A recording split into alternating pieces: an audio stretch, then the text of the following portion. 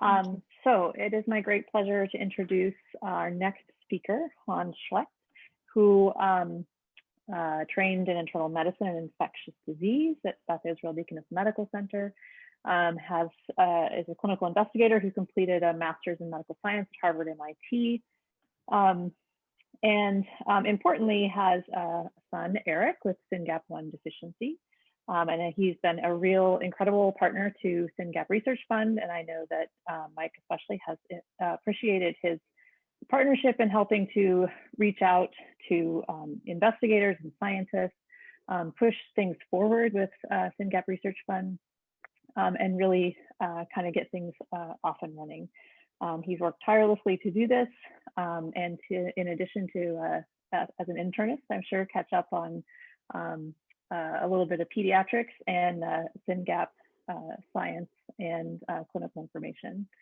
So he's a great advocate for rare disease, and I think in case I don't have a chance later, I'd also like to give a shout out to both Hans and Mike, who are co-directing Syngap Research Fund, and I think I'm really impressed. I think mothers of rare disease kids often get a lot of time in the, not in the spotlight, but put a lot of work into things like parent groups and support groups and foundations. And I think it's a little bit less common to see dads take the lead in this space. And I've been really impressed by how you have put together this group to advocate for your kids, to really push the science forward, and to bring together a really, I think, impressive group of clinicians and researchers to tackle this for all of your kids.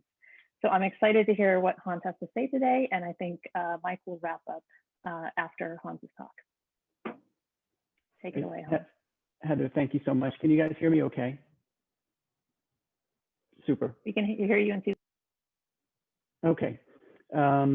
So I have the honor of sharing with the group what areas of emphasis we've identified for 2021.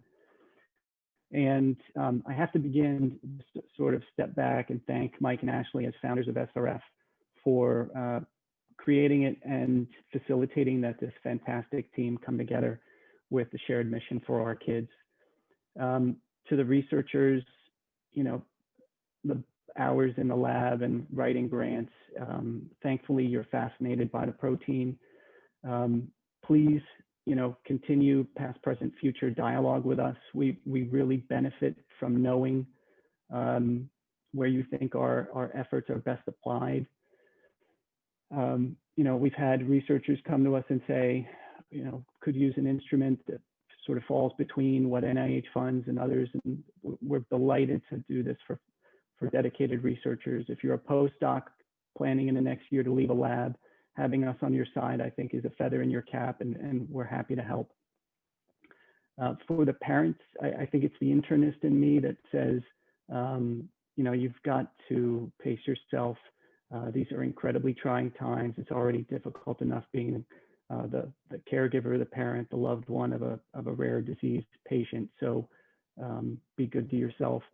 And I think it's pretty easy for a rare disease parent to succumb to learned helplessness. And that should not be happening. There are incredible things going on to help our kids.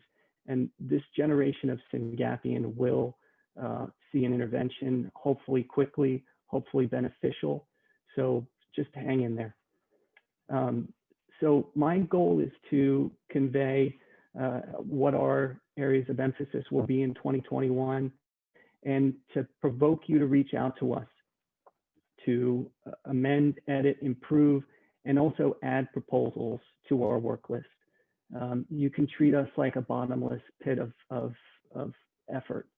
We won't, we try to get it done as quickly as possible, and we like more work. You can already see what's happening in early 2021. Drs. Heller and Kobach spoke earlier, and the postdoc efforts are happening. Ellie just gave a fantastic presentation on Citizen and what boon it could be for our kids. And I'm going to touch upon the last three. ICD and DSC are a part of this as well. in the sense that this is an effort to really define the syndrome, the natural history, the epidemiology of it. And it's an incredibly important goal. First, it allows us to convey the importance of these kids, the urgency that they need to be prioritized for interventions. And if you look at a disease like progeria recently getting a medication approved, that medication was compared to a historical control, right? So you have to be able to define your historical control to the nth degree as best as you can, attracting biotech, pharma, and drug development to happen for those kids. Citizen helps us do this. I wish I could say that we had an ICD-10 code approved, but the CDC is quite, distracted lately, and that's forgivable. But we do keep pestering, and it hopefully will be happening soon that we can apply a code on our kids' problem list that gets integrated into insurance databases and becomes something, mineable by the rare disease epidemiologists. We had a conversation across the research and parent community over the summer about ICD-11, and I finally said, all right, we're going to go ahead and submit something a couple of weeks ago, and decided based on the input that it would be within the neurodevelopmental disorders section. There's a mirror example in the epilepsy section on genetic or presumed genetic syndromes, primarily expressed in that case as an epilepsy syndrome. Here, what I've proposed is that it be as a neurodevelopmental disorder chapter. And what I think is great about this is it potentially opens up an easier way to bring in the other genetic neurodevelopmental disorders into this chapter. Ideally, and nested within the proposal, is the concept that Syngap encephalopathy would be the first item within this chapter. So here's the link. The experts that put together ICD-11 created a maintenance platform where folks that are invested in ICD-11 can offer proposals. You can agree, disagree, refine it, improve it. But really, when January 1, 2022 allows the rollout of ICD-11, I think it would be incredible if we have Syngap encephalopathy there on day one. So hopefully we can make this happen. And please find the proposal, and I can share the link when it's available. A bit of a backdoor way to get Syngap into ICD-11 is also in that maintenance platform. The idea being that the experts of ICD-11 allowed almost like two box cars to be connected, an extension code to come onto the back of a code, a diagnosis code. And the HGNC is the Human Genome Nomenclature Committee, which internationally helps define what is a gene and what is an antisense locus, et cetera. And Syngap has a number, 11497, and you can't expect that to change. It's durable. And the proposal suggests allowing that within extension coding. So you could imagine if it takes too long for us to get a Syngap encephalopathy code, we could be categorized, whether it's intellectual development issue or let's say a schizophrenia that has a gene panel positive for Syngap in their disease domain.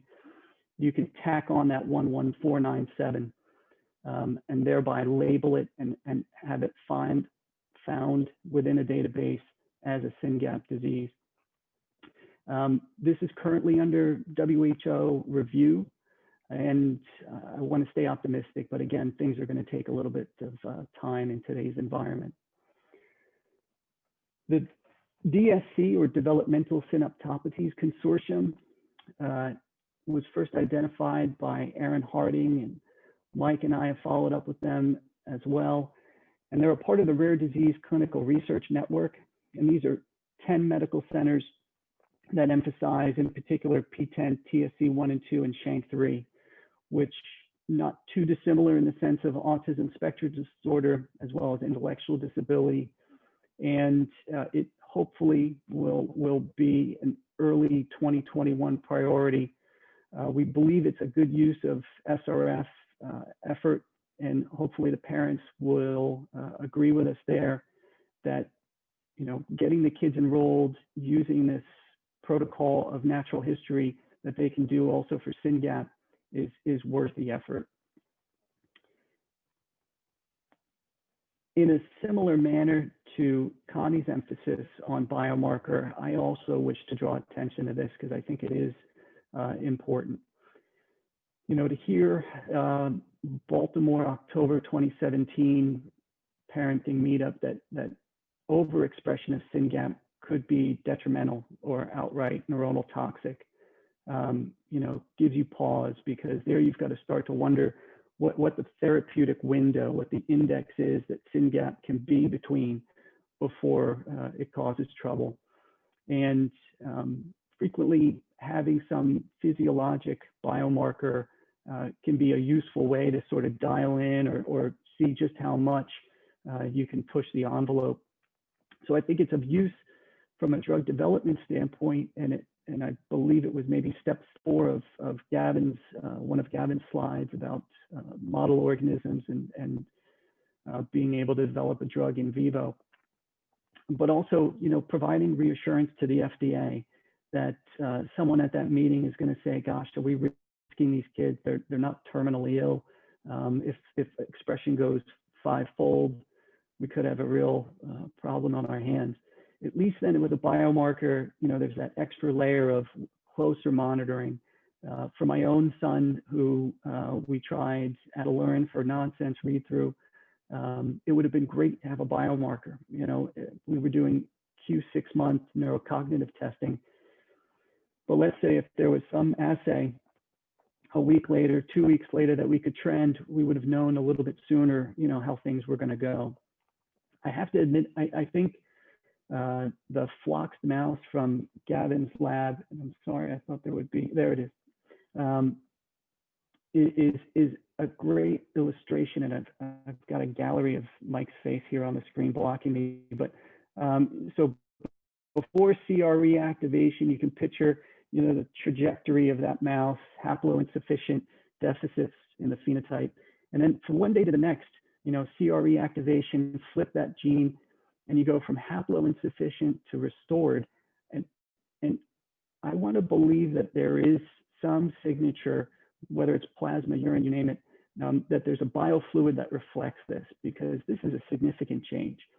Organoids have been shown to secrete microvesicles. Is it an exosome? Not necessarily Syngap, but you know, with the protein interaction networks, some other peptide or panel of peptides. More recently, the concept of a microRNA, and Dr. Saunders brought this up as well, of microRNA 5004 and Syngap. And these are now cutting edge assays, you know, looking at neuronal function, recovery from stroke, in this case with Dr. Edwardson. So I think 2021, we've got to have a deep talk about how to gain insight in an assay of potentially Syngap expression. A little bit lower hanging fruit is maybe putting together a conference grant that MCAS has emphasized to us.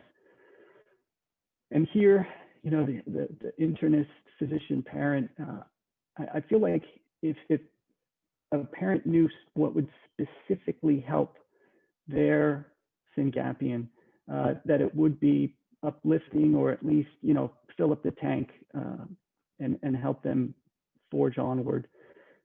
For you know, the researchers present, maybe, you know, a greater or repeat presentation from Ellie or another researcher, having looked at ideally what will be triple-digit numbers for citizen, would be informative to the researchers, biotech or pharma community. And then a real get in the weeds talk about what we need to get done for cure or robust repair. The idea, and I think Gavin has said that he's going to tackle looking at overexpression again. What needs to happen to make that data available? or get it done more quickly.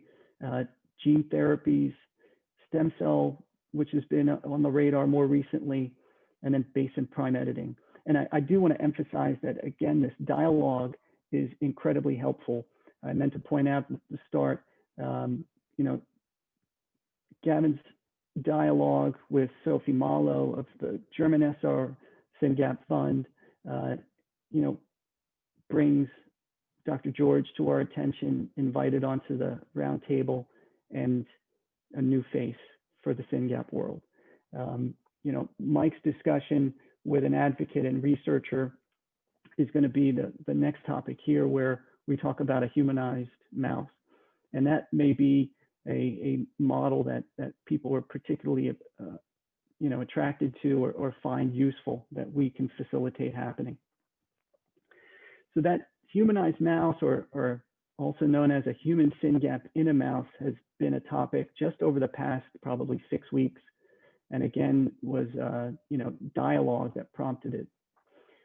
It may be of particular use for ASO development. If you tuned in for Dr. Huganier's webinar, his efforts to target AS1 do have a bit of a speed bump in it, in the sense that the mouse doesn't have AS1. So the tradition of using a rodent and non-rodent to get to the FDA and please them does have a unique aspect to it in that circumstance. Gene regulation, clearly we want to be as close to the human as possible. And I think Liz Heller was, curiosity was piqued when we shared the proposal with her. Base prime editing, certainly getting it closer to the human is important, or potentially also replacement therapies. To me, at least, it just provides a more persuasive proof of concept, and hopefully also greater FDA reassurance. So, and literally, this proposal is going back and forth right now, and involving multiple researchers providing expertise. But we're going to be reaching out to essentially everybody for input. Going from the mouse here, at least the proposal is that the complementary DNA of the human would go in between exons 1 and 2. And then the question becomes, do these isoforms downstream get expressed in the mouse? And is that a problem to a researcher? It's imperfect, but would it be of significant consequence? So there's something that we have to tease out. Then this is the human. You see AS1 that goes a little bit beyond exon 19. So we've got to make sure that we're covering and sort of getting everything into that mouse as the allele as we can. And it's not so easy, and these deliberations take a little bit of effort. So that's part of the reason things do take time. But we're going to make sure that we make it happen as quickly as possible. So I think it's potentially optimistic, and thankfully everyone's microphone is muted, but maybe AES 2021 in Chicago. I think the agenda already is beginning to write itself. You can certainly see Dr. Bea Saunders, Clement, and I would also be at the edge of my seat to hear Dr. Zhang describe liquid phase separation in Syngap and PSD95. Hopefully more new faces like Drs. Heller, Ahern, and George, maybe the postdoc who's establishing their own lab, emphasizing Syngap. Many hands make for lighter work. And again, I've beaten on it a few times, but just continuing the ongoing dialogue, conveying to us where we can put our effort to make things happen more quickly. And let me just thank the panelists. That was a spectacular morning, and we're grateful for having you attend and participate. Thanks.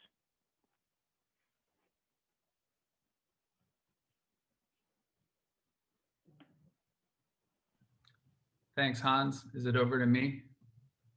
Yes. Great.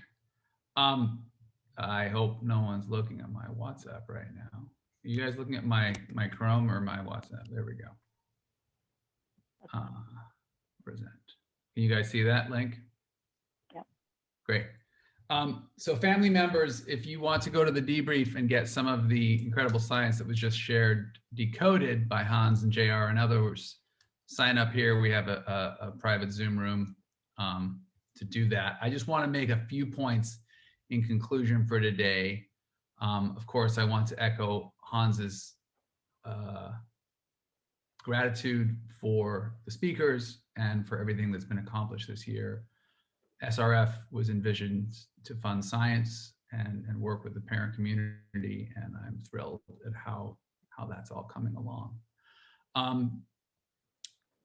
Mike, before you get too far, yeah. Sorry, there's a couple of questions, and is it worth taking them for a moment? You're the boss. You're the brains. I'm the looks. Go ahead.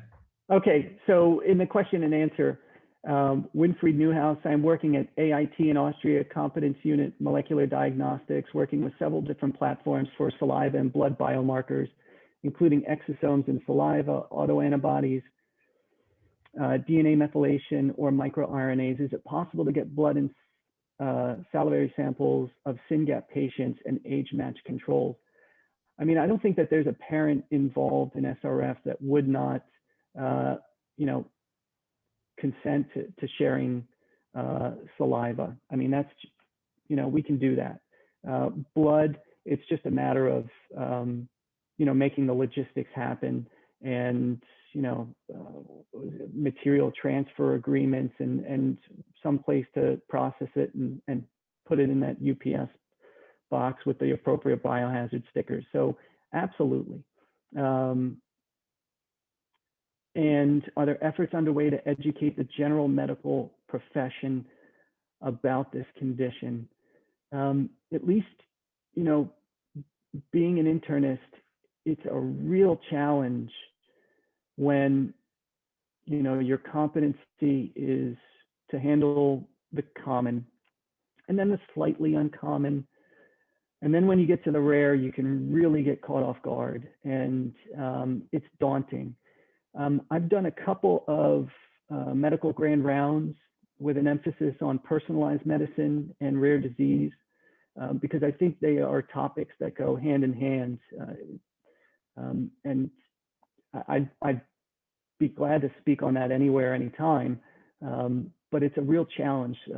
The typical internist, or, at least I can't speak as a pediatrician, but the pediatricians are a bit more in tune to the rare disease world, I believe. I'm all set, Mike. Hopefully that answered the questions. I'll let you take it away. Okay. So I was just advertising.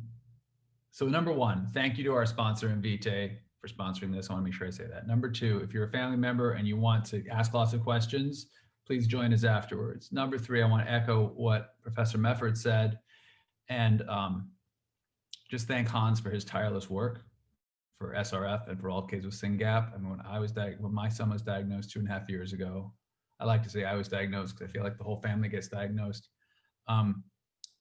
Hans Schlecht and Aaron Harding were two of the first dads I met, and they're really my sort of my heroes and my role models in this space. And SRF would not have achieved half of what it's achieved without their encouragement and support and hard work. And I think anyone who just heard Hans speak would agree with that. I want to just point people to 3 links, maybe 4. I like links. If you're curious about prevalence and incidence of Syngap, we've gone to the trouble of putting it all in one article. The short link is syngap.fund/incidence. If you're attending AES, this is at our booth. But syngap.fund incidence, this is in AES's color scheme, which makes me a little crazy because it's not ours. But please check out that article. It's pretty good. And if you want to learn more about Syngap patients, a number of patient stories have been written up, and those can all be found under syngap.fund/patients. So familiarize yourself, please, researchers and clinicians, with the incidence and prevalence of Syngap, and also please read about some of our incredible patients on this journey. If you just heard Ellie's exciting talk about Citizen, we are enrolling right now. If you are a family that has not enrolled in Citizen, There's still time. We are enrolling the second cohort. We are about halfway through the second cohort, so I think it's 25 spots left. Syngap.fund/citizen. Citizen is spelled with 2 I's. No, I don't know why they keep putting I's in their name, but they do. Syngap.fund/citizen. Sign up. It's free. It's fast. It's easy. They do all the work, and as you can see, the data is quickly turned into the records are quickly turned into data that is useful and available to researchers, which ultimately helps all of our children. I want to now make 2 announcements. Reminder, there was a question about educating the clinician community, and I think Hans is right. You can't expect every clinician to know about our rare disease. But you can make sure the information is there if they bother to Google, right? And we have to recognize that this is a radically underdiagnosed disease. And we're starting to hear more and more from neurologists in Latin America who are trying to figure out what's going on. Fortunately, the board of SRF includes some remarkable parents from Latin America. Marta Dahia and Victoria Arteaga are both directors of SRF and work hard to connect with the Latin American community. So they are leading up an effort to launch. This is the second Syngap Roundtable. So they're about to launch in February the Primer Congreso Científico, Syngap 1, where we'll do this again, but it will all be in Spanish. Professor Koba Dr. Koba will also talk, and hopefully we'll start educating more and more people about Syngap 1. So if you have a postdoc in your lab who can speak fluent Spanish and might want to present at this, please let us know. The goal is to share great content and broaden awareness of Syngap 1. I'm excited that this is happening, and I'm grateful for the leadership of Vicky and Marta here. And then the other thing, this is an exciting announcement, and with this I will conclude, but mark your calendars for February. We are going to make a movie, and this is so darn cool. And I would encourage every single professor and academic on this call to consider hosting a watch party in your lab. So this is Karen. She is 65 years old. The movie will most likely be called Celebrating Karen. And she is an adult with ID and epilepsy at the Vineland in New Jersey. I get a little choked up when I watch this.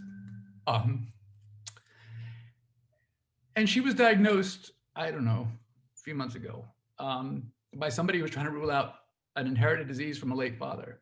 And they accidentally diagnosed this wonderful lady with Syngap 1.